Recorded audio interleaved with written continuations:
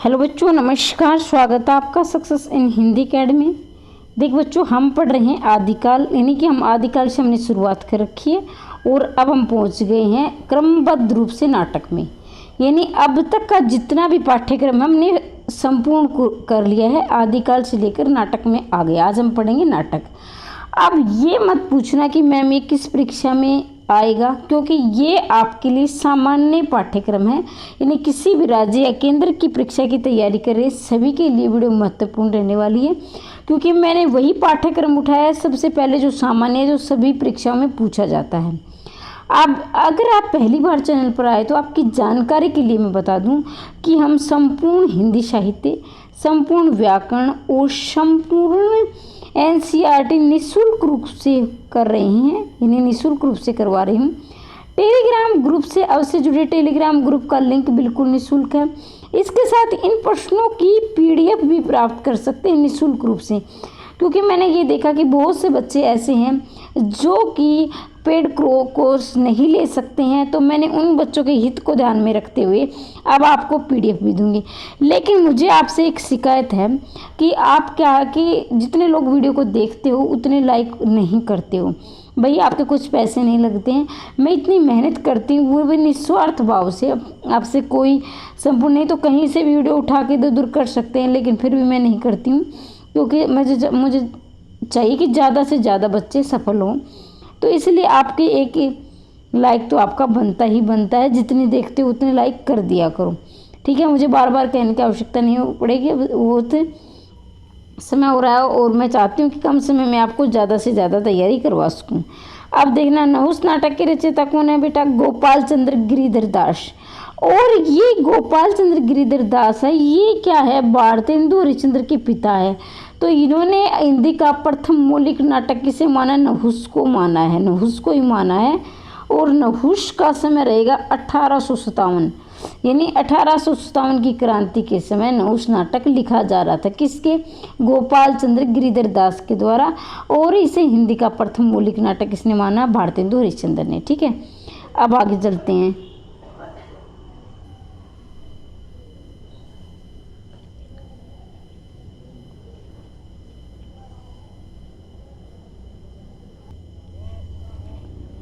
तो भाई अब हम पहुंच गए हैं दूसरे प्रश्न में, ठीक है।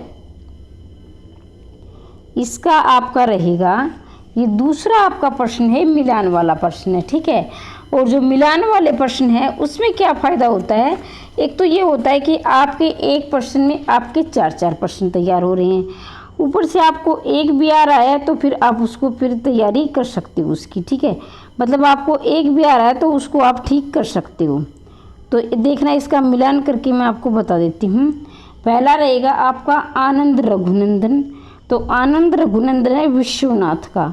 आनंद रघुनंदन किसका बेटा? विश्वनाथ सिंह का आनंद रघु। तो अब आपको ट्रिक ये रहेगी, आनंद रघुनंदन। देखो भाई, विश्व के हर लोग चाहता है कि अपनी ज़िंदगी में आनंद हो, खुद की ज़िंदगी में आनंद हो। विद्या सुंदर रहेगा भारतेंदु का। अब इसकी ट्रिक रहेगी भारतेंदु विद्या सुंदर। तो देखो, भारत के हर एक इंसान चाहता है कि विद्या प्राप्त करे और क्या अच्छी अच्छी विद्या प्राप्त करे, अच्छी। अब आप कहोगे मैम विद्या तो अच्छी होती है। देखो भाई, सीख तो बुरी भी होती है, अच्छी भी होती है। ये बात अलग है कि हमें विद्या से अच्छा ही प्राप्त होती है, लेकिन सीख के लिए तो अच्छी और बुरी दोनों होती है।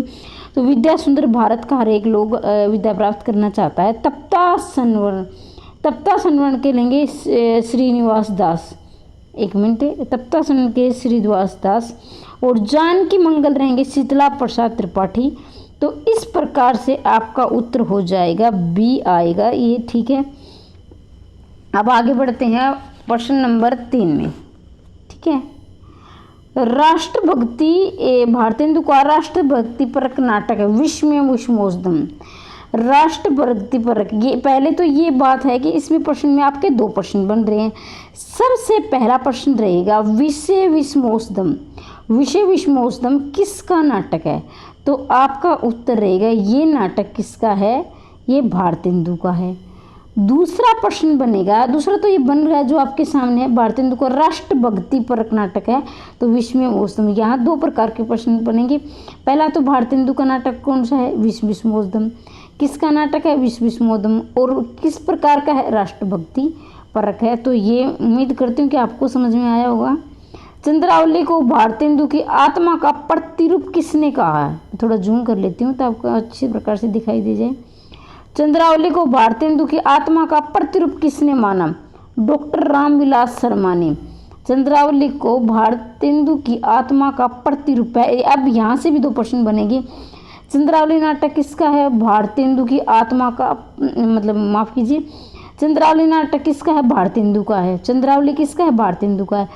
फिर ये भारतेंदु की आत्मा का प्रतिरूप किसने माना है? डॉक्टर रामविलास शर्मा ने। अब तीसरा प्रश्न ये भी बन सकता है कि चंद्रावली क्या है? नाटक है, उपन्यास है, कहानी है, क्या है? निबंध है। तो आप ये भी याद रखें कि ये क्या है? नाटक है। चंद्रावली क्या है? नाटक है। किसका है? भारतेंदु का है। भारतेंदु की आत्मा का प्रतिरूप किसने माना है? डॉक्टर रामविलास शर्मा ने माना है। तो ये जितने भी एक प्रश्न के इर्द गिर्द जितने प्रश्न बनते हैं सारे याद किया करो, ताकि आपको ज़्यादा से ज़्यादा फायदा मिल सके, ताकि उसमें तो कम से कम प्रश्न में तो गलती ना करो। इतनी तो भी आपकी गहराई से तैयारी होगी। भाषा अनुमान नाटक के प्रणेता कौन है? हृदयराम है। भाषा अनुमान नाटक के हृदयराम। अब आपकी ट्रिक 2 बन सकते हैं। यहाँ आप अपने खुद से भी बना लिया करो, ताकि अपने खुद की ज़्यादा दिमाग में रहती है इसी तरह। तो यहाँ देखो, ऐसे हनुमान, ऐसे हृदयराम, पहला तो ये बनेगा। अब दूसरी ट्रिक क्या है? हनुमान। हनुमान क्या है? राम क्या है? राम, हनुमान, जो राम थे वो हनुमान के हृदय में रहते थे। राम क्या? हनुमान के हृदय में रहते। तो हनुमान नाटक किसके? हृदयराम का। तो याद रखेंगे ये। भारतेंदु के किस नाटक में स्वच्छंदता तत्वों का अपनाया गया? भारतेंदु के किस नाटक में स्वच्छंदतावादी तत्वों को? नील देवी में। अब देखो, नील देवी की बात में करते हैं। ये तो मौलिक नाटक है, ठीक है। पहले तो आप ये भी याद रखेंगे, ये क्या है? भारतेंदु का मौलिक नाटक है भाई। ये नहीं कि अनुदित आता है ना भारतेंदु के कितने नाटक मौलिक है, कौन सा मौलिक है, कौन सा अनुदित है। तो पहली बात ये भारतेंदु का नील देवी मौलिक नाटक है। और दूसरा ये क्या है? भारतेंदु का नाटक है। तीसरा प्रश्न बनेगा कि स्वच्छंदतावादी तत्वों को अपनाया गया है। स्वच्छंदता, तो यहाँ से भी आपके 3 प्रश्न बनते हैं। रणधीर प्रेम मोहिनी नाटक के रचयिता कौन है? लाला श्रीनिवास दास है। अब देखो यहाँ से प्रश्न कितने बनेंगे? बहुत IMP लगा लेना इसमें मैं आपको एक प्रश्न और बताऊंगी, शायद आगे आएगा भी वो। हिंदी का प्रथम दुखांत नाटक, अगर आपसे पूछा जाए हिंदी का प्रथम दुखांत नाटक, तो बेटा इसमें ध्यान रखेंगे आप, रणधीर प्रेम मोहिनी आएगा प्रथम दुखांत नाटक। दूसरा प्रश्न ये है कि रणधीर प्रेम मोहिनी किसका है? तो लाला श्रीनिवास दास का है। तो ये इसके इर्द गिर्द जितने प्रश्न मुझे बोलने की लग रहा था कि बनेंगे, मैंने करवा दिए हैं। इसके साथ ही मैं आपको एक जानकारी और दे देती हूँ। अब क्या है कि मैंने ये आ ही गया, हिंदी का प्रथम दुखांत नाटक रणधीर प्रेम मोहिनी है। तो मैं आपसे ये बात बताना चाहती थी कि अब तक आपको संपूर्ण पाठ्यक्रम निःशुल्क तो मिल ही रहा था, जिसमें आपका साहित्य है, व्याकरण है और इसके साथ आपके NCERT। अब मैंने आपके लिए क्या सोचा कि इन प्रश्नों की आपको PDF भी निःशुल्क मिलेगी। इन प्रश्नों की PDF भी आपको निःशुल्क मिलेगी और वो PDF आप टेलीग्राम से ग्रुप से प्राप्त कर सकते हैं। टेलीग्राम का लिंक मैं वीडियो के नीचे दे दूंगी, वहाँ से आप ज्वाइन कर सकते हैं और वो भी निःशुल्क है टेलीग्राम भी।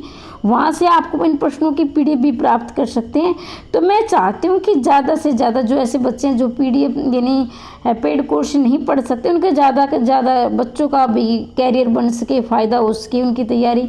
लेकिन इतना मैं आपके बारे में सोचती हूँ, लेकिन मुझे आपसे एक शिकायत है, आप है ना डेली कम से कम 100 अभ्यर्थी देखते हैं, लेकिन लाइक 1 या 2 ही मुझे, बल्कि एक में कई बार तो ऐसा होता है 1 भी नहीं होता।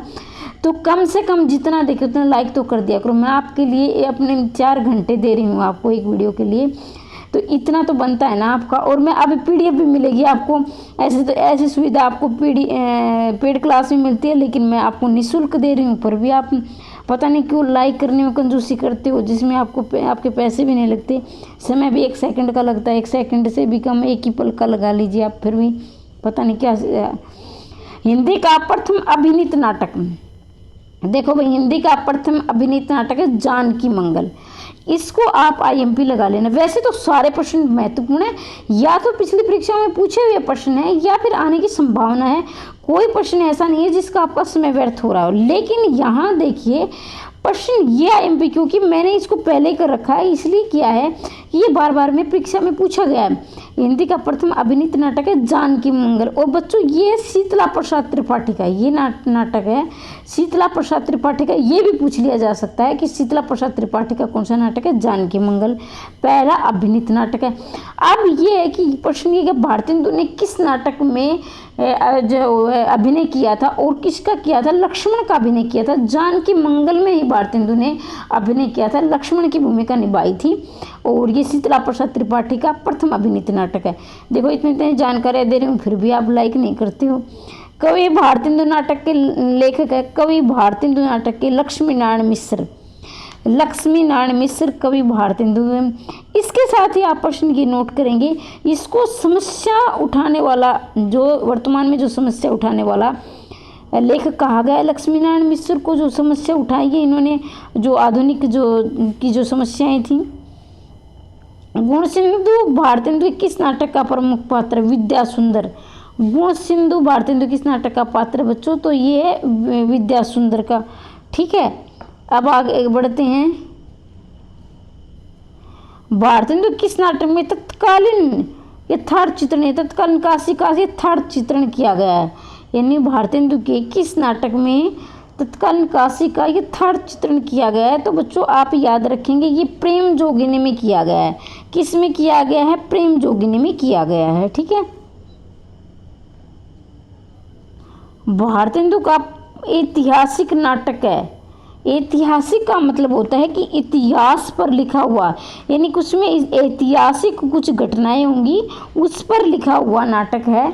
तो आप ये ध्यान रखेंगे, ये है हमारा नील देवी। और नील देवी क्या है, मौलिक नाटक है, इस बात का भी आप ध्यान रखेंगे। ठीक है, आगे बढ़ते। बूढ़े मुँह मुआसे प्रश्न के लेखक हैं, बूढ़े मुँह मुआसे प्रश्न के लेखक हैं। तो बच्चों एक तो बात ये याद रखेंगे आप, बूढ़े मुँह मुआसे क्या है, प्रश्न। प्रश्न का मतलब होता है जिसमें क्या है, एक व्यंग्यात्मक हंसी, यानी कि उसमें कुछ शिक्षाप्रद बातें भी होंगी, ध्यान रखेंगे। यानी मतलब आप ऐसा होगा उसमें जो आप हंस कर मतलब इतनी हंसी आएगी लोटपोट हो जाओगे, कहने का मतलब इसमें लोटपोट हो जाओगे। लेकिन क्या है उसमें साथ साथ हंसी मजाक भी होगा और उसमें गहनता छिपी होगी, यानी कि कुछ गहनता यानी गहनता की जानकारी होगी जो समस्या उस समय की उसमें उठाए। उससे आपको ये सीख मिलती है कि वर्तमान समाज में ये समस्या है, इसमें सुधार की आवश्यकता है। और उसमें क्या होगी, आपको सीख भी मिलेगी और आपका मनोरंजन भी होगा, मतलब आपको हंसी भी आएगी। तो बूढ़े मुँह मुआ से राधा चरण गोस्वामी, यानी नाम से प्रतीत हो रहा है कि बूढ़े मुँह मुआ से, इतना तो आप समझदार होगे, समझ गए होंगे। रेल का विकट खेल नाटक के प्रणेता है, रेल का विकट खेल बालकृष्ण भट्ट। रेल का विकट खेल है बेटा बालकृष्ण भट्ट। अब मैं आपको ये ट्रिक भी बताऊंगी, वैसे आप खुद से भी तैयार कर सकते हो लेकिन मैं फिर भी बताऊंगी आपको। देखो रेल का विकट खेल, अब देखो आप बच्चों के साथ जा रहे हो कहीं घूमने के लिए, ठीक है, आप ट्रेन में बैठे तो ट्रेन बच्चे क्या करते हैं, रेल में भी खेलने लग जाते हैं, यानी कि विकट खेल रेल में भी खेलते हैं। तो क्या है, बाल का मतलब क्या होता है, बच्चा होता है ना, तो बच्चा होता है ना बाल का मतलब, तो ये बालकृष्ण भट्ट, ठीक है, बच्चा याद रखेगी। या ऐसे भी आ सकते हैं कि भी जो कृष्ण के नटखट थे बचपन में बहुत नटखट, तो वो क्या है नटखट होगा तो वो रेल में भी शरारत करेगा। तो बालकृष्ण यानी बच्चे होते हैं कृष्ण के समान रेल में भी मतलब खेलने लगते हैं। तो इस तरह से आप जो भी, आप जरूरी नहीं कि आप मेरी ट्रिक अपनाओ, आप खुद से भी तैयार कर सकते हो अपने अनुसार।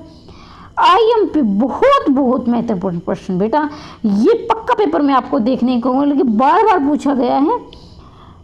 प्रसाद जी का प्रथम ऐतिहासिक नाटक कौन सा है, प्रथम ऐतिहासिक, तो राजश्री, ध्यान रखेंगे। और इसका समय भी बहुत बार पूछा गया है, 1915, राजश्री 1915। देखो भाई वैसे तो मैं ये मानती नहीं हूँ, लेकिन आप देखो, आपने कभी ऐड में देखा होगा राजश्री की ऐड आती है जैसे गुटखा की, तो आप ऐसे भी याद करते हैं जो राजश्री है अब 15 का हो गया है, राजश्री 15 का आता भी राजश्री, ऐसे याद कर सकते हो, ट्रिक के द्वारा भी ट्रिक है। इसके साथ ही ये भी बड़ा महत्वपूर्ण है, मैंने ये गोलदार कर रखा ना, ये समझ लेना, ये प्रश्न पिछली परीक्षाओं में पूछा गया और बाकी सारे प्रश्न महत्वपूर्ण। मैं आपका समय नहीं लूँगी, बस समझ जाओ आप। और ये वीडियो शुरू से लेकर अंत तक देखना, सारी आपको प्री पेपर में आप बैठोगे, मैं याद आऊँगी मैडम ने एक भी इस सारे प्रश्न इतने महत्वपूर्ण करे। अगर लगे आपने शुरू से लेकर अंत तक जुड़े रहे तो देखना आपको पेपर में आप कितने नंबर लेकर जाओगे। बहुत बहुत महत्वपूर्ण प्रश्न है। जयशंकर प्रसाद का प्रथम नाटक क्या है? सज्जन। अब याद रखो, जयशंकर प्रसाद का प्रथम नाटक सज्जन है और इसका समय भी बेटा कितना है? 1910 है। 10 है वो। देखिए इस प्रश्न का आप अंतर समझेंगे। एक मिनट देखो, अगर आपसे पूछा जाए जयशंकर प्रसाद का प्रथम नाटक तो आपका उत्तर होगा सज्जन, 1910। ठीक है। अगर आपसे पूछा जाए प्रथम ऐतिहासिक, यहाँ बेटा ध्यान रखोगे ऐतिहासिक लगा है तो आपका उत्तर रहेगा राजश्री और समय रहेगा आपका 1915, 1910, 1915। ठीक है, इस बात का विशेष ध्यान रखेंगे आप। कौन सा नाटक जयशंकर प्रसाद द्वारा लिखित नहीं है? और मैं हर वीडियो में बताती हूँ कि है नहीं है का विशेष ध्यान रखोगे, क्योंकि बहुत से बच्चों की शिकायत है कि हमें है मैडम नहीं पढ़ लिया, है पढ़ लिया। तो इससे क्या होता है कि आप जल्दबाजी करते हो। सबसे पहले प्रश्न में पूछा क्या गया है पहले, ताकि आपका अब 50% काम हो गया, 50% काम हो गया। पूछा क्या कि अगर आपको प्रश्न समझ में आ गया तो आपका 50% का अब रहा 50%, तो फिर उसको सारे ऑप्शन ध्यान से देखें। तो करबला नहीं है बच्चों। अब आपका मन में सवाल, करबला किसका है? प्रेमचंद का है। किसका है बेटा? करबला प्रेमचंद का है। स्कंदगुप्त, चंद्रगुप्त, गुरुस्वामी, ये सारे किसके हैं? जयशंकर प्रसाद के। और आगे इनके मैं समय भी बताऊंगी, अभी नहीं, क्योंकि बार बार तो फिर हो सकता है जिस बच्चे की तैयारी हो और वो रिवीजन कर रहा हो तो वो बोर हो जाएगा, तो सभी को साथ लेके चलना पड़ता है। वहाँ मैं अगर ऑप्शन आए तो ध्यान से बताऊंगी। जयशंकर प्रसाद का द्वारा नाटक का कल्याण कृतराज त्रिंगणी, यानी कल्याण, ये प्रश्न थोड़ा हमारे चैनल आपके अपने चैनल का नाम आ गया तो, लेकिन फिर भी मैं आपको बताऊंगी। जयशंकर प्रसाद द्वारा रचित किस नाटक का आधार कल्याण कृतराज त्रिंगणी है? बेटा कल्याण कृतराज त्रिंगणी, तो ध्यान रखिए राज त्रिंगणी और कुछ ध्यान में हो सब कुछ, क्योंकि पेपर में इतनी दिमाग का कितना ढूंसोगे। तो ये कि मैं तो ट्रिक बताऊंगी आपको भरमार और आपके दिमाग में घुसा के छोड़ूंगी। राज त्रिंगणी, देखो यहाँ आ रहा है राज त्रिंगणी, यहाँ भी राज्य से शुरुआत हो रही है, यहाँ भी राज्य से शुरुआत हो रही है और यहाँ भी राज। देखना बेटा, आप पूरे के पूरे नंबर दिला के मानोगे अगर आपने ध्यान से पढ़ा तो। राज त्रिंगणी, राज्यश्री और समय 1915। ठीक है। जयशंकर प्रसाद की सर्वाधिक प्रौढ़ नाट्य कृति, प्रौढ़ ये बहुत बार पूछा दिख गया है, सर्वाधिक प्रौढ़ नाट्य कृति तो स्कंदगुप्त। तो यहाँ प्रश्न में 1 मिनट में रुकना चाहूँगी, क्योंकि आप पक्का कमेंट करोगे। ठीक है, कमेंट ये करोगे मैम ये गलत है। देखिए मैं ऐसे जो भी डाउट है कमेंट बॉक्स में लिखा करो, मैं कहती हूँ लिखा करो, लेकिन लिखने से पहले एक बार सोच लिया करो, क्योंकि कुछ बच्चे जल्दबाजी में करते, पहले उसको सोचो। हो सकता है ये ठीक है, नहीं मैं ये कहती हूँ मैं भगवान हूँ, मैं गलती नहीं कर सकती। हाँ, अब मैं बताना भूल गई थी, एक प्रश्न में 280 का जिसने पिछली वीडियो देखी है प्रयोगवाद की वीडियो है, उसमें है नई कविता की प्रतिष्ठा है उसमें, तो ये उसका उत्तर ठीक कर लेना। विजय देव नारायण शाही आएगा, उसका मैंने गलत बता दिया था, विजय देव नारायण शाही। तो जिसने देखी हो 280 का वो ठीक कर लेना भाई। यहाँ देख लेना, यहाँ देखे जयशंकर प्रसाद की सर्वाधिक प्रौढ़ नाट्य स्कंदगुप्त है, तो कहाँ है? कहीं किताब में इसको चंद्रगुप्त मिलेगा, किसी को आपको ध्रुवस्वामिनी मिलेगा। ध्रुवस्वामिनी इसलिए क्योंकि ये इसका 1933 में लिखा गया था। ठीक है, लेकिन आप इसका ध्यान रखोगे, इसका उत्तर स्कंदगुप्त ही आएगा। मैंने इसको अच्छी प्रकार से देखा और मैंने कई किताबों में मैं इसको ध्रुवस्वामिनी पढ़ रही थी, कई चंद्रगुप्त, तो मैंने इसको ध्यान से नेट में देखा और मैंने इसको गहनता से कई किताबों में देखकर फिर मैंने देखा ये स्कंदगुप्त आएगा जयशंकर। और ये महत्वपूर्ण प्रश्न है, इसको आप गलत मत कर देना, ये इसका उत्तर स्कंदगुप्त ही रहेगा, ध्यान रखेंगे आप। प्रकाशन काल की दृष्टि से, और वैसे भी आपकी मर्जी, आप जो करना चाहें कर सकते हो, लेकिन मैं अपनी राय बता रही हूँ। प्रकाशन काल की दृष्टि से जयशंकर प्रसाद नाटकों का सही अनुक्रम आ गया ना, अब सही अनुक्रम तो राजश्री है इसका 1915, थोड़ी देर पहले। विशाख है 1921। ठीक है, स्कंदगुप्त कितना है? 1928 है और चंद्रगुप्त क्या है? 1931 है। तो इस प्रकार से इसका क्रम ये हो जाएगा ठीक। ठीक है, आगे बढ़ते हैं। फिर वही आ गया है भाई, सही अनुक्रम लगाना है, तो इसका आपका उत्तर रहेगा अजातशत्रु। तो ये अजातशत्रु 1922 का है और बता चुकी हूँ मैं। ध्रुव स्वामी ने बेटा लास्ट का 1933 का है। ठीक है, तो बीच का भी मैं बता चुकी हूँ, क्योंकि बच्चों की तैयारी हो गई, अब वो बोर हो गए होंगे क्योंकि मैं बार बार एक ही प्रश्न को बताती रहूँगी। तो 3 राज परिवार मगध, कौशल, कौशाम्बी को केंद्र मानकर शासकों को महत्वाकांक्षा, सत्ता, लिप्सा चित्रित करने वाला नाटक है। तो यहाँ आप पढ़ेंगे कि मगध है, कौशल है, कौशाम्बी है, को केंद्र मानकर, यानी 3 राज्य हैं, इनको केंद्र मानकर महत्व, सत्ता, लिप्सा को चित्रित करने वाला नाटक है। कौन सा नाटक है? स्कंदगुप्त है, चंद्रगुप्त, ध्रुवस्वामी। तो इसका उत्तर रहेगा बेटा अजातशत्रु। ठीक है, इसका उत्तर क्या रहेगा? अजातशत्रु। निम्न में से किस नाटक ने भगवान बुद्ध स्वयं को अपने सिद्धांतों को व्यवहारिक समीक्षा करते हुए दिखाई है? यानी अपने जो है व्यवहारिक सिद्धांत, व्यवहारिक व्याख्या करते हुए, कहने का अभिप्राय कि मतलब भगवान बुद्ध की उसमें जो सिद्धांत थे, जो नियम थे भगवान बुद्ध के, जो धर्म के, उनको व्यवहारिक रूप में, यानी व्यवहारिक रूप में उन्होंने अपनाया। उन्हें सिर्फ उपदेश नहीं दिया था, व्यवहारिक रूप में उनकी व्याख्या करते हुए। तो अजातशत्रु में ध्यान रखेंगे, किस में? अजातशत्रु में। ठीक है, अजातशत्रु के नारी पात्र में किसका सर्वाधिक उज्ज्वल चरित्र है? मतलब कि ये जो नारी है, ये अजातशत्रु की, इसमें सर्वाधिक, यानी जो अच्छी है, जो गुणवान है, जो सर्वगुण संपन्न है, ऐसे रूप से कहा जाए तो ये कौन सी है? तो ये मल्लिका है। कौन सी है? मल्लिका है। स्कंदगुप्त की स्कंद नाटकों कथा कुल कितने अंकों में निबद्ध है? भाई ये कितने अंकों में, ये कई बार पूछ लिया जाता है, तो इसे भी आप ध्यान रखेंगे। ये क्या है बेटा? 5 अंकों में है। कितने अंकों में है? 5 अंकों में। ठीक है, चंद्रगुप्त के नाटक की कौन सी नारी चंद्रगुप्त के प्रति प्रणय भाव नहीं रखती? प्रणय का मतलब आप समझ गए होंगे, यानी प्रेम भाव नहीं रखती। प्रणय का मतलब होता है प्रेम, और भाव यानी प्रणय भाव, प्रणय यानी उससे प्यार करने वाली, एक तरह से देखा जाए तो प्रणय। तो सारी रखती हैं तीनों की, तो कार्नेलिया भी है, कल्याणी भी है, मालविका, सुहासिनी नहीं रखती। सुहासिनी है जो प्रणय भाव नहीं रखती। बाकी तीनों नारी क्या है? चंद्रगुप्त के प्रति प्रणय भाव रखती हैं। आगे बढ़ते हैं 28वें प्रश्न की तरफ। देखो भाई, अगर पहली बार चैनल पर आए हो और आपको वीडियो अच्छी लग रही है, पसंद आ रही है, तो चैनल को सब्सक्राइब कर लेना और घंटी वाले निशान को दबा देना।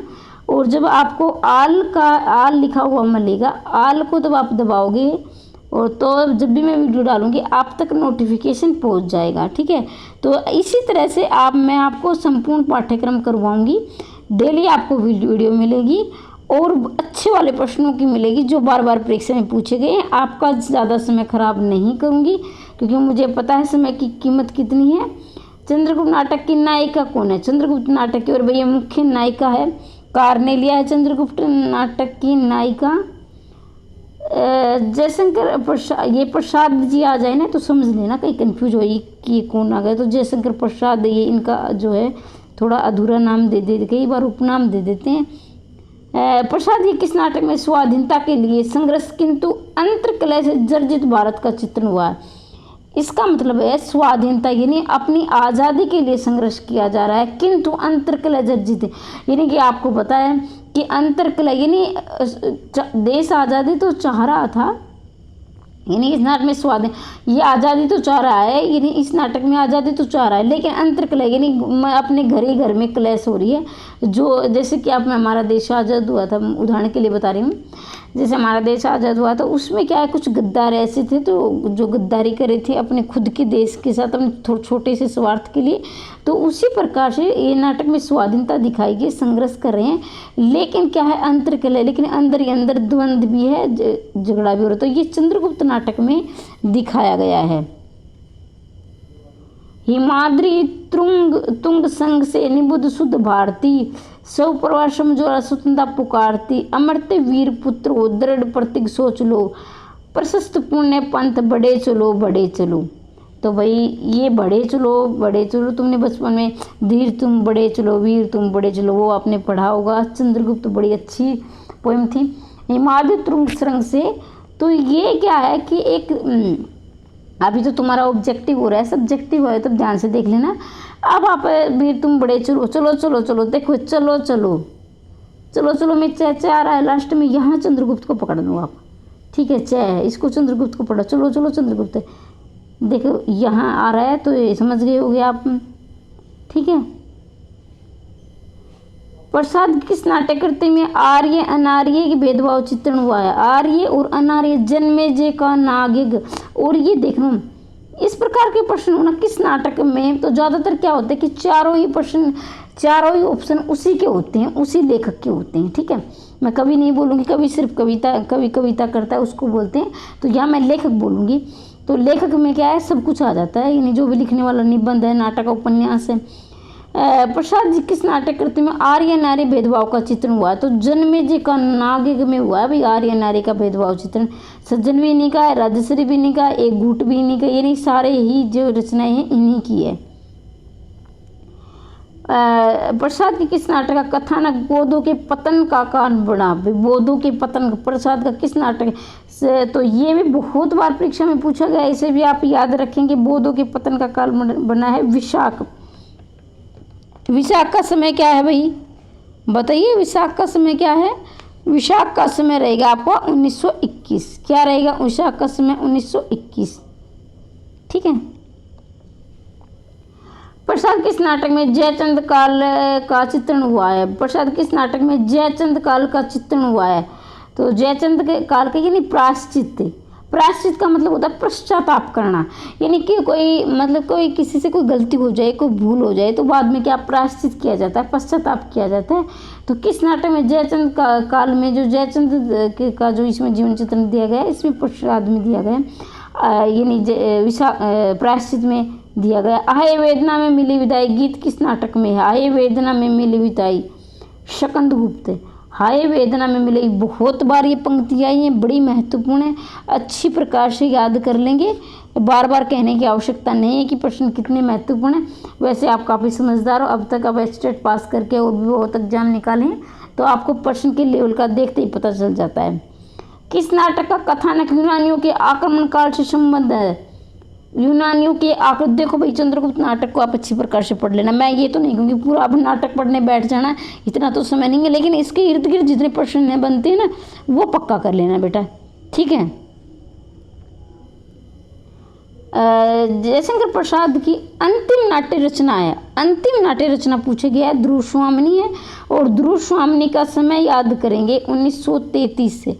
ध्रुव स्वामिनी है, अंतिम है, और इसका समय आप याद कर लेंगे 1933। मैं ये नहीं कहूँगी सारे आप समय याद करो, जैसे मैंने एक जन्मेजय का नागिक का नहीं बताया आपको, जन्मेजय का नागिक भी आप याद करेंगे 1926 है। जन्मेजय का नागिक याद रखोगे बेटा 1926 है। लेकिन हाँ इतना जरूर कहूँगी कि जयशंकर प्रसाद के है ना ये बड़े महत्वपूर्ण है, ठीक है। और ध्रुव स्वामिनी में ये पूछ लिया जाता है ध्रुव स्वामिनी किसका जिक्र किया, आगे आएगा शायद, थोड़ा बता देती हूँ कि इसमें जो विधवा विवाह है उसमें जो विधवाओं की जो समस्या है, उसको जो नारी की समस्या है, यानी नारी समस्या, विधवाओं को किस तरह प्रताड़ित किया जाता है, तो ध्रुव स्वामिनी यही उठाया गया है, ये इसकी समस्या रही है ध्रुव स्वामिनी की। और 1933 इसका समय काल है। जन्मेजय का नागिक भी आप याद रखोगे, ये तो बात बाकी तो मैंने बता दी थी, 1926 है। जयशंकर प्रसाद के नाटक बहुत महत्वपूर्ण है, मेरी मानो तो तुम इनके सभी के है ना, इनके तो कम से कम याद कर लेना, ठीक है। प्रसाद का वह नाटक जिसमें समसामयिक प्रश्नों को न उठाकर देशकालिक शाश्वत समस्या को उठा गया है, यानी कि प्रसाद का वह नाटक समसामयिक मतलब इस समय जो घटनाएं हो रही हैं उनके प्रश्नों देशकालिकता तथा शाश्वत समस्या को, यानी जो और समस्या थी उनको नहीं उठाया, बल्कि देश की जो समस्याएं थी, जो हमारे देश की समस्या थी, हमारे देश में क्या घटनाएं घटी थी उनकी समस्याओं को उठाया गया। तो कामना नाटक में, और ये ध्यान रखेंगे कामना नाटक है, ये कामयनी का पूर्व रूप है, यानी कामयनी का पूर्व रूप पूछ लिया जाता है, कामयनी का पूर्व रूप तो कामना नाटक है बेटा, ये भी आप याद कीजिए, आगे आएगा। हिंदी का प्रथम गीतिनाट्य, हिंदी का प्रथम गीतिनाट्य करुणालय, और ये करुणालय भी जयशंकर प्रसाद का ही है, ध्यान रखेंगे, जयशंकर प्रसाद का ही करुणालय, और इसका समय रहेगा 1913। किसी किसी बुक में आपको 1912 ही मिलेगा, किसी बुक में इसको 1913 हो सकता है, क्योंकि कोई बच्चे कमेंट करेंगे मैम आप गलत बता रही हो, तो कोई बात नहीं, आप कमेंट करिए अपने, मैं ये नहीं कहूँ बिल्कुल ना करो, लेकिन मैं बता देती हूँ पहले, क्योंकि अगर आपका डाउट ही रहेगा तो फिर आपकी तैयारी का कोई फ़ायदा नहीं है। मैं बिल्कुल बुरा नहीं मानती हूँ, आप गलत हो तो बताइए, लेकिन मैं पहले क्लियर कर दे, कहीं 1912 है कहीं 1913 है, तो आप ऑप्शन में देख लेना, 13 नहीं मिले तो 12 कर देना, और अगर दोनों तो आएंगे नहीं, इतना तो है दोनों नहीं आएंगे, लेकिन ज़्यादातर 1913 ही इसका दिया गया है, तो ये आपकी मर्जी है। मैंने तो ज़्यादातर देखा 1913 ही देखा है, लेकिन किसी किसी बुक में 1912 भी दिया गया है, तो आप ऑप्शन के अकॉर्डिंग देख लेना। अगर आपको 13 नहीं मिल रहा है 12 लगा देना, 12 नहीं है तो 13 लगा देना, ठीक है। अगर दोनों मिल जाए तो मेरे ख्याल से तो 1913 है, लेकिन आपकी मर्जी है। और ये हिंदी का प्रथम गीति नाट्य, गीति का मतलब आप जो तो जिसमें लय ताल ऐसे तुक मिलते हो, जिसमें प्रसाद के किस नाटक में तलाक और पुनर्विवाह की समस्या को बड़े कौशल से उठाया। तलाक और पुनर्विवाह, पुनर् का मतलब दोबारा विवाह, तो ये ध्रुव स्वामिनी में, अभी मैंने थोड़ी देर पहले आपको तो बताया था कि नारी समस्या है, चाहे वो तलाक है या फिर जिसका पति मर चुका है यानी विधवा है, तो उसमें नारी पर क्या अत्याचार किए जाते हैं, किस प्रकार से नारी दुखी रहती है, तो ये ध्रुव स्वामिनी नाम से ही प्रतीत हो रहा है, यानी ध्रुव स्वामिनी यानी महिला का नाम। स्वामिनी किसी भी शब्द में अगर ई लग जाता है लास्ट में, ज़्यादातर वैसे अपवाद तो हर जगह होते हैं, जैसे मैं थोड़ा सा बता देती हूँ व्याकरण का, जैसे दही है उसमें क्या है वो पुल्लिंग है, लेकिन क्योंकि अपवाद, लेकिन ज़्यादातर में ई आता तो वो स्त्रीलिंग ही होता है, दही पुल्लिंग है। ये व्याकरण का 1% मैंने आपको बता दिया है, दही है वो पुल्लिंग है, बहुत बार परीक्षा में पूछा गया, याद रखेंगे। प्रसाद के नाटकों को शिल्प विधान के घोर विरोधी हैं, शिल्प विधान के घोर विरोधी लक्ष्मी नारायण मिश्र है जो शिल्प विधान के घोर विरोधी हैं, ठीक है।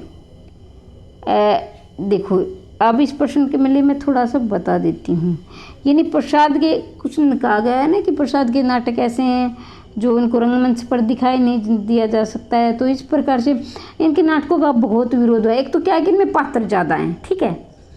ये शिल्प का मतलब होता है उसको बनाना यानी गढ़ना, ठीक है। शिल्प आपने सुना होगा ना, जैसे भवन बनाने वाला शिल्पकार, किसी चीज़ को आकार देने वाला है, ठीक है। आपने भवन बनाने वाले का शिल्पकार का सुना होगा यानी पढ़ा होगा, तो उसी प्रकार शिल्प विधान की इन्होंने जो लिखा है, जो बनाया है, यानी जो लिखा ही है, बनाया तो कि लिखा है, तो घोर विरोधी लक्ष्मी नारायण मिश्र रहे हैं इनके घोर विरोधी, ये आप ही ध्यान रखेंगे, ठीक है। शेक्सपियर के प्राय सभी नाटकों का हिंदी अनुवाद किसने किया? आईएमपी प्रश्न, बहुत बहुत महत्वपूर्ण प्रश्न है बेटा, बार बार आया हुआ है, इसका याद रखेंगे। लाला सीताराम, कौन रहेंगे? लाला सीताराम, ठीक है। नाट्य विद्यालय के निर्देशक कौन है? राष्ट्रीय नाट्य विद्यालय के निर्देशक कौन थे? इब्राहिम अलकाजी। इस प्रकार से के प्रश्न क्या है, इस प्रकार के प्रश्न आने की संभावना होती है, वैसे बहुत कम आते हैं, लेकिन आज जो बच्चा याद कर देता है ना, तो ज़्यादातर बच्चे से मुश्किल समझ के याद नहीं करते हैं, ज़्यादातर बच्चों की तैयारी नहीं होती है, लेकिन आप क्या है, आप इसे याद करोगे क्योंकि आपको अपना सिलेक्शन लेना है, आप इसे याद करोगे, ठीक है। राष्ट्रीय नाट्य विद्यालय के निर्देशक कौन है? इब्राहिम अलकाजी हैं। इब्राहिम अलकाजी नाट्य विद्यालय के निर्देशक है इब्राहिम अलकाजी, क्योंकि जो औरों से अलग करता है ना वही सिलेक्शन ले जाता है, बाकी आसान प्रश्न तो सभी ठीक करेंगे। भारत में सबसे पहला पाश्चात्य रंगमंच कहाँ स्थापित हुआ? पाश्चात्य का मतलब आप समझ गए होंगे, जो पूर्व जैसे हमारे देश से अलग है, ठीक है। ये हमारे देश का नहीं है, पाश्चात्य नहीं, और देशों से जो हमने लिया है।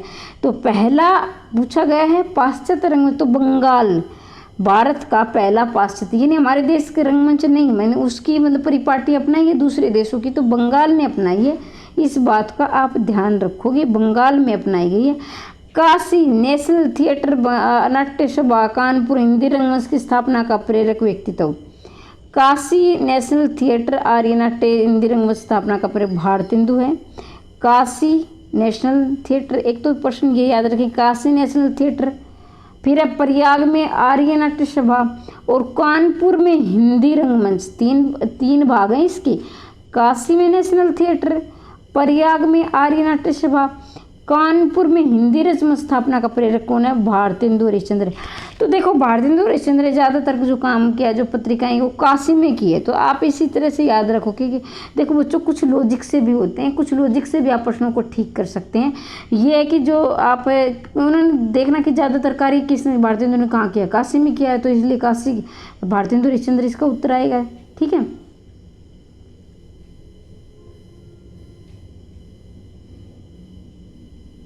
तो हम पहुंच गए थे प्रश्न नंबर 45 में। नाटक में पर्दे के पीछे देने वाली सूचना चूलिका। नाटक में पर्दे के पीछे दी जाने वाली जो है सूचना, उसे क्या कहते हैं? चूलिका कहते हैं। अब देखना, अब क्या है कि मैं आपको एक ऐसी ट्रिक बताऊंगी इस प्रश्न की, शायद आपको हंसी भी आ जाए, है ही हंसने वाली बात, लेकिन मैं क्या करें, मुझे तो याद करवाना है। ठीक है, मेरा मतलब आपके दिमाग में फिट बैठाना है।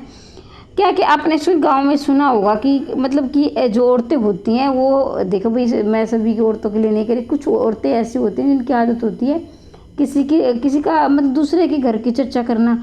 तो उसको हमारे हरियाणा में बोलते हैं कि चुगली कर रही थी, तो पर्दे के पीछे, तो किसी दूसरे के पीठ पीछे ही करती है ना। तो इसी तरह से आप याद कर सकते हो, इसमें नाटक के पर्दे के पीछे देने वाली सूचना कहते हैं चूलिका। भाई बुरा मानना मत मानना, अगर कोई, देखो मैं भी वैसे तो मैं भी हरियाणा से ही हूँ, लेकिन हो सकता है कोई भी सुन कि मैम क्या कर रही, लेकिन हम याद कर लेना किसी तरह से। ऐसे मैंने तो इसको इसी प्रकार से याद किया था।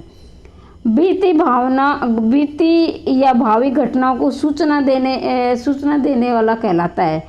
यानी जो बीती या भावी घटनाओं की सूचना देने वाला, यानी जो भावी जो बीत चुकी है भावी यानी भविष्य में, यानी बीती या भावी घटनाओं का तो विस्कंबक कहलाता है। ठीक है, बीती या भावी का विस्कंबक, और पर्दे के पीछे चूलिका होगा, और जो बीती या भावी घटना को सूचना देने वाला विस्कंबकम हो गया। तो इसका उत्तर ऑप्शन नंबर बी रहेगा।